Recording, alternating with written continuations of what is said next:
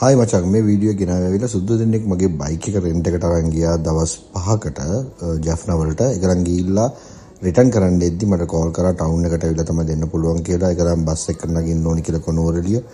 ඒකින්ද මම ටවුන් එකට යන්න ටුක් එකක් දාගෙන ටවුන් එකට ගිහිල්ලා ඒ බයික් එක අරගෙන ඊට පස්සේ තව කෙනෙක් ඉන්නවා මට බයික් එක ගෙදර ගෙන්න හම්බෙන්නේ නැහැ. මම අනිත් පැත්තට තව දෙන්නෙක් ඉන්නවා. ඒ කට්ටියට තව දවස් 3ක් ඕනේ කියලා කිව්වා. ටවුන් එකෙන් අරන් ඒකලන්ට දෙනවා. මේ ඉන්නේ සුද්දු දෙන්න. How was the journey? මේ දෙන්න දැන් ලොකු ට්‍රිප් එකක් ගිහිල්ලා තිබ්බ ජැෆ්නා වලට. ගිහිල්ලා තමයි ආවේ. දැන් ඒකලන් මෙහෙම නුවරට යනවා කියලා කොහෙට සොර බයික් එක හෑන්ඩ් ඕවර් කරලා. Yeah, scooter was good. Very good. Bike එක දුන්නට පස්සේ මට තියෙන්නේ මේ බයික් එක මෙතනින් අරන් ගිහලා ඉස්සරහා ඉන්නවා තව කෙනෙක්. එයාට දෙන්න ඕනේ. ඒතර සාමාන්‍ය බයික් එකක් රෙන්ට් කරද්දී සුද්දන්ට උගන් දැනගන්න ඕන දෙයක් තමයි අනිවාර්යෙන් ඇග්‍රීමන්ට් එකක් තියෙන්න ඕනේ. ඒකත් එක්කම ෆුල් ඉන්ෂුරන්ස් එකක් තියෙන්න ඕනේ. You want AC or non-AC?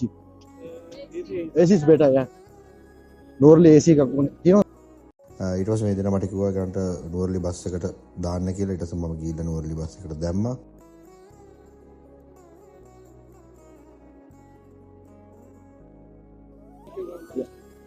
If you want, yeah. If you want, you can put the bags on that side. Okay?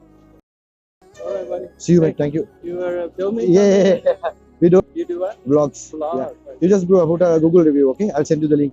Review for the bike. Okay. Thank you so much.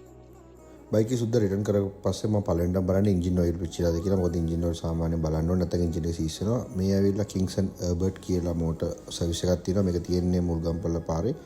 ඒතර බාරවින්නේ හර්ෂයි එයා තමයි කිංසන් අංකල්ගේ පුතා. කිංසන් uncle කියන්නේ නුවරින් පරණව bike හදපු වැඩික්. මම සාමාන්‍යයෙන් නුවර තැන් තුනක තමයි හදන්නේ. එකක් අමිලයියා, එකක් ඇවිල්ලා මෙතන, අනිත් එක පුල්ලයියා ලේවැල්ලේ. මම දැනට නුවරත් තුන් දෙනාම තමයි වැඩෝ ඉන්නේ. ඊට පස්සේ එන්ජින් ඔයිල් දැම්මා. දැම්මට පස්සේ අනිත් දෙන්න ආවා ගන්න මේ මල්ලිලා දෙන්නට ඕනේ කිව්වා දවස් 3ක නුවර ලියන්න කියලා ගත්තේ. ඊට පස්සේ දෙන්නට හෑන්ඩ් ඕවර් කරලා ඊළඟ ඩොකියුමන්ට්ස් ටික ඔක්කොම අරගෙන ඔයගොල්ලෝ නුවර ඇවිල්ලා රෙන්ට් එකට බයික් එකක් එමු ඕන නම් මට කෝල් එකක් දෙන්න. මගේ නම්බර් එක මම දාලා තියන්නම්. මේ වගේ තවත් වීඩියෝ එකකින් හම්බෙමු. බයි.